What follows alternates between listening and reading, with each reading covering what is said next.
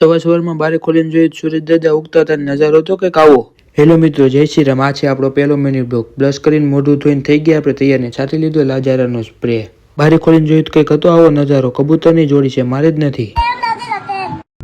પછી જોયું મારી મમ્મી બનાવતા હતા નાસ્તો, મેં કરી લીધો નાસ્તો કરીને ઘડિયાળ સામે જોયું તો ઘડિયાળ હતી બંધ ને વાગ્યા હતા એમાં 11:15. નીકળી ગયો કારખાને જવા માટે મારી એસપી લઈને. રસ્તામાંથી લઈ લીધા કાકા પાસેથી ફૂલ ને હાર. આ કયું સર્કલ છે, કોઈને ખબર હોય તો કોમેન્ટ કરી દેજો. આગળ જતા મળી ગયો મારો મિત્ર, હારો હામી નથી જોતો. એ મોટા, ટાઈમે સર્વિસ કરાવતો જા, ધોવાડા નીકળે તારી ગાડીમાંથી. પછી ચડી ગયો રાજકોટ ગોંડલ હાઈવે ને સાપર થઈને પગી ગયો ચા વાળાની દુકાને.